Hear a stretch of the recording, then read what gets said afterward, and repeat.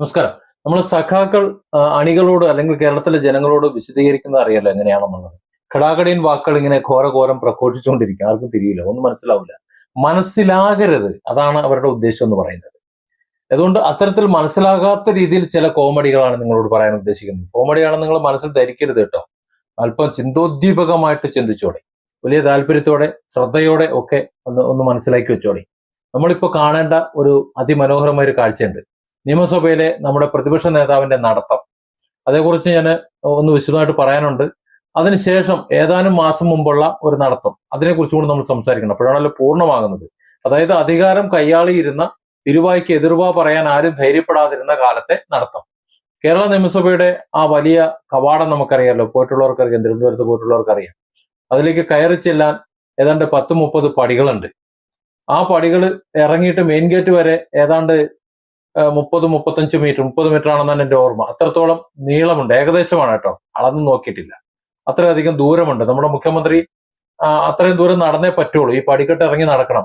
ഒരു തരത്തിലുള്ള ബുദ്ധിമുട്ടോ കാലിന്റെ അവശതയോ ഒന്നും, അത്തരത്തിലുള്ള ഭാവങ്ങളോ ഒന്നും ഈ നടത്തത്തിൽ, ഇപ്പൊ കുറച്ചാളോട് നടക്കുന്നുണ്ടല്ലോ, ഒറ്റയ്ക്കാണ് നടക്കുന്നത്, ആരും എടുത്തോണ്ട് പോകുന്നൊന്നുമില്ല. അവിടെ നിന്ന് ആരും ലിഫ്റ്റും ഫിറ്റാക്കിയിട്ടില്ല. ഏതായാലും അങ്ങനെ നടക്കുന്നുണ്ട്. കാലിന്റെ അവശതയില്ല, യാതൊരുവിധ ഭാവഭേദങ്ങളില്ല. കണ്ണടച്ച് തുറക്കുന്ന വേഗത്തില് ഈ വലിയ സ്റ്റെപ്പുകൾ ഓരോന്നായിട്ട് ഇറങ്ങിയിട്ട് മുന്നോട്ട് പോകുന്ന സഖാവിനെ കാണുമ്പോൾ ശരിക്കും അത്ഭുതം തോന്നാണ്.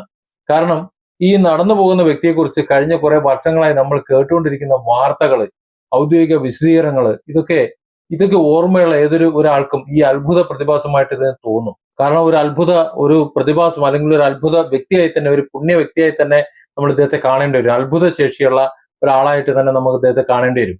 വലിയൊരു ചരിത്ര വൈരുദ്ധ്യമുണ്ട് ഈ ദൃശ്യത്തിൽ. ഇത്രയും വേഗത്തിൽ പടവുകൾ ഓടിയിറങ്ങുന്ന ഇതേ വിജയൻ സഖാവ് തന്നെയാണ് കുറച്ചു കാലം മുമ്പ് എനിക്ക് ബസ്സിന്റെ 3 പടികൾ കയറി ഇറങ്ങാൻ പറ്റൂല, സാധാരണഗതി ഇറങ്ങാൻ പറ്റൂല എന്ന് പറഞ്ഞിട്ട് നവകേരള യാത്രയ്ക്കായിട്ട് ഒരുക്കിയ ആഡംബര ബസ്സിൽ വെറും ഒരു ചെറിയൊരു ലിഫ്റ്റ്, ഒരു 2 സ്റ്റെപ്പ് ഇറങ്ങാനുള്ള ലിഫ്റ്റിന് വേണ്ടിയിട്ട് പാവപ്പെട്ട ജനങ്ങളുടെ ഖജനാവിൽ, നമ്മളൊക്കെ ഇട്ടിരുന്ന നികുതി പണത്തിൽ നിന്ന് 5 ലക്ഷം രൂപ അധികമായി പൊടിച്ച് തുമ്പില്ലാതാക്കിയത്.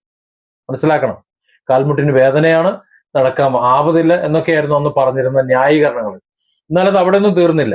ഔദ്യോഗിക വസതിയായിട്ടുള്ള ക്ലിഫ് ഹൗസിന്റെ 1-ാം നിലയിലേക്ക് കയറണമെന്നുണ്ടെങ്കിൽ ലിഫ്റ്റ് വേണം, സ്റ്റെപ്പ് കയറാനൊന്നും പറ്റൂല. അതിനുവേണ്ടി മാത്രം 30 ലക്ഷം രൂപ, ഏത് എന്റെയും നിങ്ങളുടെയും കൂടെ നികുതി പണത്തിൽ നിന്ന്, പൊതു ഖജനാവിൽ നിന്ന് ചെലവഴിച്ചിട്ട് 30 ലക്ഷം രൂപയ്ക്ക് ഒരു ലിഫ്റ്റ് അങ്ങോട്ട് പണിത് ഉയർത്തിയിട്ടുണ്ട്. ഇതേ ഭരണാധികാരി തന്നെയാണ് അന്ന് ചെയ്തത്. അന്ന് സംസ്ഥാനം വലിയ സാമ്പത്തിക പ്രതിസന്ധിയിലൂടെ, ഇപ്പോഴും പ്രതിസന്ധി തന്നെയാ. 10 വർഷം കഴിഞ്ഞിട്ട് ഇറങ്ങി പോകുമ്പോൾ 5ന്റെ പൈസ അവിടെ ഇല്ല, ഉള്ള നികുതി പണമൊക്കെ തട്ടിപ്പിറക്കി ഇപ്പോഴുള്ള വിശ്വാസത്തിൽ കിട്ടുന്നവരെ പൈസയൊക്കെ വെച്ചുകൊണ്ട് എന്തൊക്കെ ചെയ്യാൻ പോവാണ്. എന്തായാലും ശരിയാവുമെന്ന് നമുക്ക് കരുതാം. ഏതായാലും ആ ഒരു പ്രതിസന്ധി കടന്നു പോകുമ്പോൾ 30 ലക്ഷത്തിന്റെ ലിഫ്റ്റ് അന്ന് അവിടെ വെച്ചിട്ട് മുഖ്യമന്ത്രിക്ക് മാത്രം കയറാനും ഇറങ്ങാനും വേണ്ടിയിട്ട്, അതിലും വലിയൊരു വിരോധാഭാസമുണ്ട്.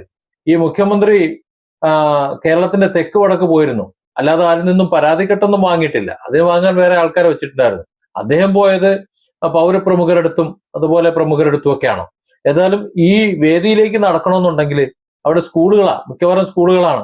ആ സ്കൂളുകൾക്ക് അല്ലെങ്കിൽ മൈതാനങ്ങൾക്ക് മതിൽക്കെട്ടുകളുണ്ട്. ആ മതിൽക്കെട്ടിനുള്ളിലൂടെ ഈ പറഞ്ഞ ബസ് കയറി പോകില്ല. അതുകൊണ്ട് അത്ര ദൂരം നടക്കാൻ പറ്റൂല. അതുകൊണ്ട് മതിൽ പൊളിച്ചു. സുരക്ഷയുടെയും VVIP പ്രോട്ടോകോളിന്റെ ഒക്കെ പേരിൽ 20-ലധികം സ്കൂളുകളുടെ സംരക്ഷണ മതിലുകളാണ് അന്ന് ഉദ്യോഗസ്ഥർ ഒന്നടങ്കം ഇടിച്ച് പൊളിച്ച് നാശമാക്കിയത്. പിന്നെ അത് കെട്ടാൻ വേണ്ടിയിട്ടുള്ള ചെലവാക്കിയ പണത്തിന്റെ കഥ വേറെ ഉണ്ട്. എന്തായാലും ഞാൻ ഇവിടെ പറയുന്നില്ല, അത് ഇതിനു മുമ്പ് ഒരു വീഡിയോയിൽ ഞാൻ കുറിച്ച് പറഞ്ഞിട്ടുണ്ട്. ഒരു വശത്ത് സാധാരണക്കാരായിട്ടുള്ള പാവപ്പെട്ട കുട്ടികൾ പഠിക്കുന്ന പൊതുവിദ്യാലയങ്ങളുടെ മതിലുകൾ തകർത്തെറിയുക, മറുവശത്തെ ലക്ഷങ്ങൾ മുടക്കിയിട്ട് സ്വന്തം സുഖ സൗകര്യങ്ങൾ വർദ്ധിപ്പിക്കുക. നല്ല രസമാണത്. ജനങ്ങളുടെ കഷ്ടപ്പാടിന്റെ പണം കൊണ്ട് ഇത്രയൊക്കെ ആഡംബരം ആസ്വദിക്കാൻ വേണ്ടിയിട്ട് ഈ നാട്ടിൽ വേറെ ഏതെങ്കിലും ജനപ്രതിനിധികൾക്ക് എന്തെങ്കിലും ധൈര്യം വരുമോ എന്ന് ചോദിച്ചു കഴിഞ്ഞാൽ, സാധാരണക്കാരുടെ അടുത്ത് ചോദിച്ചാൽ പിന്നെ എങ്ങനെയാണ് കുറ്റം പറയാ? വേറെ ആർക്കും എന്തായാലും ധൈര്യം ഉണ്ടാവില്ല. അധികാര കസേരയിൽ ഇരിക്കുമ്പോൾ പരമാവധി സുഖ സൗകര്യങ്ങൾ അങ്ങോട്ട് അനുഭവിക്കുക. അതൊരു താത്വികമായിട്ട് ചിന്തിക്കുകയാണെന്നുണ്ടെങ്കിൽ, അല്ലെ, താത്വികമായി അത് നടപ്പിലാക്കി എന്ന് പറയേണ്ടി വരും. കയ്യിൽ 2 വലിയ ആഡംബര വണ്ടികളുണ്ട്. ആ വണ്ടികളെല്ലാം ഉള്ളതിന്റെ പുറത്ത് പിന്നെ കരിമ്പൂച്ചയ്ക്കായി വേറെ ഉണ്ട് കേട്ടാ. ഈ കയ്യിലുള്ള വണ്ടിക്ക് പുറമെ കരിമ്പൂച്ചയ്ക്കായിട്ട് തൊട്ടു പിന്നിൽ വേറെ വണ്ടികളുണ്ട്. മുന്നിലും പിന്നിലും വേറെ പോലീസുകാരെല്ലാം ഉണ്ട്. അതിനും പുറമെ ഭരണ കാലാവധി ഭരിക്കുന്ന 10 വർഷം കഴിഞ്ഞിട്ട് ഇറങ്ങി പോകാൻ പൂർത്തിയാകുന്നതിന് തൊട്ട് മുമ്പ് 1.25 കോടിയുടെ മറ്റൊരു പുത്തൻ കാറും കൂടി ഇങ്ങോട്ട് വാങ്ങി. ഒരുപക്ഷെ ഇനി 3-ാം ഭരണം കിട്ടുമെന്ന് കരുതിയിട്ടായിരിക്കും. അന്നൊരു പക്ഷെ പണം ഇല്ലല്ലോ. അതുകൊണ്ട് ഇപ്പൊ തന്നെ ഉള്ള പണം പുട്ടടിക്കുന്നതിന് മുമ്പ് വാങ്ങി വെച്ചേക്കാന്ന് കരുതി വാങ്ങിയതായിരിക്കും. ഏതായാലും ഇറങ്ങിപ്പോകുന്നതിന് മുമ്പ് മൂന്നാമതൊരു പുത്തൻ കാറും കൂടി വാങ്ങി വെച്ചു, രണ്ടെണ്ണത്തിന് പോരാഞ്ഞിട്ട്. ട്രഷറി പൂട്ടാൻ കിടക്കുന്ന അവസ്ഥയിൽ സാധാരണക്കാരുടെ ആനുകൂല്യങ്ങളും മുടങ്ങാൻ കിടക്കുമ്പോഴാണ് ഈ കോടികളുടെ ധൂർത്ത് എന്ന് മനസ്സിലാക്കണം. ഇപ്പൊ ഒരുവിധ ആരോഗ്യ പ്രശ്നങ്ങളും ഇല്ല, നല്ല ഉഷാറായിട്ട് തന്നെ നടക്കുന്നുണ്ട്. ഇപ്പൊ കൂടെ പോകാൻ 40 വണ്ടികളുടെ സുരക്ഷാ നിര വേണ്ട, സൈറൺ മുഴക്കി പായുന്ന പൈലറ്റ് വാഹനങ്ങൾ വേണ്ട, കൂടെ നടക്കാൻ പ്രത്യേക മെഡിക്കൽ ടീമും ആംബുലൻസും വേണ്ട, അതുപോലെ ഫയർ എഞ്ചിൻ വേണ്ട, വഴി നിൽക്കുന്ന നാട്ടുകാരെയും കരിമുടി കാണിക്കാൻ സാധ്യതയുള്ള യുവാക്കളെയും ഒക്കെ ആട്ടിപ്പായിക്കേണ്ട ആവശ്യമില്ല. അധികാരം ഒഴിഞ്ഞപ്പോൾ എല്ലാ രോഗങ്ങളും ശാരീരിക ബുദ്ധിമുട്ടും എല്ലാം അങ്ങോട്ട് മാറിക്കിട്ടി. അത് തന്നെയാണ്, കാരണം അധികാരം ഒഴിഞ്ഞപ്പോൾ ഈ അസുഖങ്ങളും മറ്റു കാര്യങ്ങളും എല്ലാം അങ്ങോട്ട് മാറിക്കിട്ടി എന്നത് തന്നെയാണ് ജനങ്ങളെ കൂടുതൽ ചിരിപ്പിച്ചുകൊണ്ടിരിക്കുന്നത്. ഏതായാലും ഇനി നമ്മൾ ഒരിക്കലും വിസ്മരിക്കാൻ പാടില്ലാത്ത മറ്റൊരു പരസ്യ മാമാങ്കം കൂടിയുണ്ട്. ഈ നാട്ടിൽ ചെയ്യുന്ന എല്ലാ വികസനങ്ങളും എന്റെ മാത്രം കഴിവാണ്, ഞാനാണെല്ലാം, ഞാൻ മാത്രമാണ് ഈ നാടിന്റെ ഒരേ ഒരു രക്ഷകൻ എന്ന് വരുത്തി തീർക്കാൻ വേണ്ടി മഞ്ചേശ്വരം മുതൽ പാറശാല വരെയുള്ള കേരളത്തിലെ എല്ലാ മുക്കിലും മൂലയിലും സ്വന്തം പടുകൂറ്റം ഫ്ലക്സ് ബോർഡുകളും ഹോർഡിങ്സുകളും ഒക്കെ നിറച്ചങ്ങോട് വെച്ചു. ഇപ്പോഴും ഉണ്ടത്, എടുത്തിട്ട് കളഞ്ഞിട്ടില്ല. വലിയ ഹോർഡിങ്സുകൾ ഇപ്പോഴും അവിടെ ഇരിപ്പുണ്ട്. മറ്റാരുണ്ട് LDF അല്ലാതെ? ശരിയാണ്, മറ്റാരുമില്ല LDF അല്ലാതെ ഈ കോലത്തിലാക്കാൻ വേണ്ടിയിട്ട്. LDF മോശം എന്നുള്ള കാര്യമല്ല, ഇതുപോലുള്ള ചില മുതലുകളാണ് കുളമാക്കുന്നത്. ഇതൊക്കെ അങ്ങോട്ട് മാറിയിട്ട് ചെറുപ്പക്കാർ പിള്ളേരന്മാർ അവിടെ ഉണ്ട്, അവരങ്ങോട്ട് ഏൽപ്പിച്ചാൽ ചിലപ്പോൾ നന്നായേക്കും, ആ ഹോർഡിങ്സ് ചിലപ്പോൾ ഉപകാരപ്പെട്ടേക്കും. അങ്ങനെയാണെന്നുണ്ടെങ്കിൽ കേരളം ചരിത്രത്തിലെ ഏറ്റവും വലിയ കടക്കണിയിൽ അലയുമ്പോൾ, ആകെ വലഞ്ഞ് കുത്തുപാള എടുത്ത് നിൽക്കുമ്പോൾ ഈ ഫ്ലക്സ് വെക്കാൻ വേണ്ടി മാത്രം, അല്ലെങ്കിൽ ഇങ്ങനെയുള്ള ഹോർഡിങ്സ് വെക്കാൻ വേണ്ടി മാത്രം ചെലവഴിച്ചത് സാധാരണക്കാരുടെ 247 കോടി രൂപയാണ്. സ്വന്തം പ്രതിച്ഛായ വർദ്ധിപ്പിക്കാൻ വേണ്ടി മാത്രം ഇത്രയും വലിയ തുക, അല്ലെങ്കിൽ പ്രതിച്ഛായ വർദ്ധിക്കുമെന്ന് കരുതിയിട്ട് അങ്ങനെ ബോർഡുകളൊക്കെ വെക്കുമ്പോൾ എന്റെ തല എന്റെ വാക്യം എന്നൊക്കെ ഇങ്ങനെ കരുതിയത്. അത്രയും വലിയൊരു തുക പൊതുപണത്തിൽ നിന്ന് എടുത്തിട്ട് കളഞ്ഞ വേറെ ഏതെങ്കിലും ഒരു പരിപാടി ഉണ്ട്? വേറെ ഒരു മുഖ്യമന്ത്രി ഉണ്ടോ നമ്മുടെ കേരളത്തിൽ ഇത്രയധികം പണം ആവശ്യമില്ലാതെ തൂർത്തടിച്ച വേറെ മുഖ്യമന്ത്രി ഉണ്ടോ? ഇല്ല.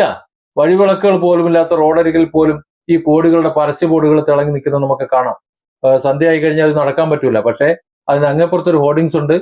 ആ ഹോർഡിങ്സിൽ ഇങ്ങനെ തിളങ്ങി ചിരിച്ചുകൊണ്ട് ഇങ്ങനെ കുത്തി നിൽക്കുന്നത് നമുക്ക് കാണാൻ പറ്റും. യഥാർത്ഥത്തിൽ ആലോചിച്ച് നോക്കിക്കഴിഞ്ഞാൽ മലയാളികൾക്ക് വലിയ സങ്കടമായിരിക്കും. 240 കോടിയിലധികം രൂപ വരുന്ന വെറുതെ പരസ്യങ്ങൾക്കായി കളയാതെ നേരെ ചൊവ്വേ ആ പണം വിനിയോഗിച്ചിരുന്നു. സ്വന്തമായി ഒരു സെന്റ് ഭൂമിയില്ലാത്ത, തലചായ്ക്കാൻ ഒരു മേൽക്കൂര ഒന്നുമില്ലാത്ത, തെരുവിനോടും പട്ടിണിയോടും ഒക്കെ പോരാടിക്കൊണ്ട് കിടക്കുന്ന 6175 പാവപ്പെട്ട കുടുംബങ്ങൾക്ക് ലൈഫ് മിഷൻ പദ്ധതി വഴി മനോഹരമായ വീടുകൾ വെച്ച് നൽകാമായിരുന്നു. ഒന്ന് ചിന്തിച്ചു നോക്കൂ. എത്രയോ അമ്മമാരുടെയും കുഞ്ഞുങ്ങളുടെയും കണ്ണീരൊപ്പം കഴിയുമായിരുന്ന പണമാണ് വെറും ഫ്ലക്സ് അടിച്ചിട്ട് നാട് നീളെ പ്രദർശിപ്പിച്ച് ഒടുവിൽ നശിപ്പിച്ചു കളഞ്ഞത്. ഇതിനിടയിൽ ഒന്നുകൂടെ ആലോചിക്കേണ്ടത്, ഒരു പൈസ ചെലവഴിക്കാതെ ചാണ്ടി ഉമ്മൻ എന്ന് പറഞ്ഞ ഒരു ചങ്ങായി ഒരു സൈക്കിൾ എടുത്തുകൊണ്ട് ഇറങ്ങിയപ്പോ കിട്ടിയിട്ടുള്ള അറിയാലോ, ഒരു ഫ്ലക്സും ഇല്ല, ഒരു നോട്ടീസും ഇല്ല, ഒരു കുന്തമല്ല. ഇതൊക്കെ കണ്ടു പഠിക്കണ്ടേ? 10 കൊല്ലം ഇവിടെ വലിയ വികസനം നടത്തിയ ആളിന് ഒരു ഫ്ലക്സിന്റെ ആവശ്യം ഉണ്ടാവുമോ? ഉണ്ടാവൂല. അപ്പൊ കോൺഫിഡൻസിന്റെ കുറവാ. മൂപ്പർക്ക് തന്നെ അറിയാം ജയിക്കാൻ സാധ്യതയില്ല. പിന്നെ എന്റെ മുഖം അത് കണ്ടെങ്കിലും തനിക്കൊന്ന് വോട്ട് നൽകട്ടെ എന്ന് കരുതിയിട്ടുണ്ടാവും. പക്ഷെ ആ മുഖം വെച്ചതുകൊണ്ട് മാത്രമാണ് തോറ്റുപോയതെന്നാണ് ഇപ്പൊ തോന്നുന്നത്. പാവപ്പെട്ടവർക്ക് ക്ഷേമ പെൻഷൻ കൊടുക്കാൻ വേണ്ടി ഖജനാവിൽ പണമില്ലാതെ വലയുമ്പോഴും, KSRTC ജീവനക്കാർക്ക് ശമ്പളം കൊടുക്കാൻ ഒരു വഴിയുമില്ലാതെ കുത്തുപാള എടുത്ത് നിൽക്കുന്ന സമയത്തും ഒക്കെ അത്തരത്തിലുള്ള പ്രതിസന്ധി ഉണ്ടാകുന്ന സമയത്ത് മറുവശത്ത് കോടികളുടെ PR വർക്കുകൾ തകൃതിയായിട്ട് നടത്തിക്കൊണ്ടിരിക്കുകയായിരുന്നല്ലോ. പക്ഷെ കാലം കാത്തിവെച്ച കാവ്യനിധി എന്ന് പറഞ്ഞൊരു സംഭവമുണ്ട്. എന്താണ് സംഭവിച്ചത് നമ്മളത് കാണുന്നുമുണ്ട്. അന്ന് കോടികൾ വാരി എറിഞ്ഞ് നാട് നീളെ വലിയ ഗമയിൽ സ്ഥാപിച്ചിട്ടുള്ള ആ കാരണഭൂതൻ ഫ്ലക്സ് ബോർഡുകളൊക്കെ ഉണ്ടല്ലോ, ഇന്ന് വഴി മുടക്കിയിട്ട്, അല്ലെങ്കിൽ വഴിയിൽ ആർക്കും വേണ്ടാത്ത അവസ്ഥയിൽ, ചവറ്റുകൊട്ടയില്, റോഡരികിലെ കാടുകളില്, പല കോഴിക്കോടിന്റെ മുകളിലൊക്കെ വെയിലും മഴയും ഏറ്റിങ്ങനെ കിടക്കുന്നുണ്ട്. അധികാരം എക്കാലത്തും കയ്യിലുണ്ടാകുമെന്നും ഈ ജനപിന്തുണയുടെ ആനപ്പുറത്ത് നിന്ന് ഇനി ഒരിക്കലും ഇറങ്ങേണ്ടി വരില്ല, താഴേക്ക് ഇറങ്ങേണ്ടി വരില്ല എന്നൊക്കെ വിചാരിച്ച് അഹങ്കരിച്ച അന്ധരായിട്ടുള്ള നേതാക്കന്മാരും അണികൾക്കും ഒക്കെ കേരള ചരിത്രത്തിലെ ഏറ്റവും വലിയ ഈ പൊതുപ്പണ ധൂർത്തിനും ഒരു അടിപൊളി ട്രോൾ നമസ്കാരം പറയാതിരിക്കാൻ വയ്യ. ലക്ഷങ്ങൾ മുടക്കി ലിഫ്റ്റ് വെച്ചവർ ഇന്ന് സ്വന്തം കാര്യത്തിനായിട്ട് പടവുകൾ ഓടിയിറങ്ങാൻ പറ്റും. ഇവിടുത്തെ അവസ്ഥ അതാണ്. കാരണം പ്രതിപക്ഷ നേതാവാണ്, പഴയതുപോലെ പൈസ ചെലവാക്കാൻ പറ്റൂല, ഇനി മുട്ടിന് വേദന ഉണ്ടെന്ന് പറഞ്ഞ് കയറി ഇരുന്നിട്ട് കാര്യമൊന്നുമില്ല. 30 സ്റ്റെപ്പും കയറണം, 30 മീറ്റർ നടക്കുകയും വേണം. പിന്നെ ഈ പറഞ്ഞതുപോലെ നേരത്തെയുള്ള 40 കാറിന്റെ അകമ്പടിയോ അത്രയും കാര്യങ്ങളൊന്നും ഉണ്ടാകുകയൊന്നുമില്ല. അതായത് ഇപ്പോ പറ്റും, വേണമെങ്കിൽ ചക്ക വേരിലും കായ്ക്കും. സത്യത്തിൽ അന്ന് അദ്ദേഹം ഇതിനൊരു ലാളിത്യം കാണിച്ചിരുന്നുണ്ടെങ്കിൽ, ആവശ്യമില്ലാതെ ഇത്തരത്തിലുള്ള ധൂർത്ത് നടത്താതിരുന്നു എന്നുണ്ടെങ്കിൽ, ഒരാൾക്ക് വേണ്ടിയല്ലേ ഇത്രയും പണം വെറുതെ മുടക്കി ചെലവഴിച്ചു കളഞ്ഞത്? ആ ഒരു ബോധം അദ്ദേഹത്തിന് ഉണ്ടായിരുന്നെങ്കിൽ, ഒരല്പമൊക്കെ അഡ്ജസ്റ്റ് ചെയ്യാൻ കഴിഞ്ഞിരുന്നു എന്നുണ്ടെങ്കിൽ, ഭരണത്തിന്റെ അവസാന കാലത്ത് ഇത്തരത്തിൽ ധൂർത്തടിച്ചു കളഞ്ഞ പണം ഉണ്ടല്ലോ, അത് ജനക്ഷേമ കാര്യങ്ങൾക്ക് നിലനിർത്തിയിരുന്നുണ്ടെങ്കിൽ പണ്ട് കിറ്റിന്റെ ഒരു അവസ്ഥ വന്നേനെ, 3ാമത് തുടർഭരണം കിട്ടിയേനെ. പക്ഷെ ഇനി എന്താ, ഇനി ചിന്തിച്ചിട്ട് കാര്യമില്ലല്ലോ. different angles. Don't forget to subscribe and support this channel.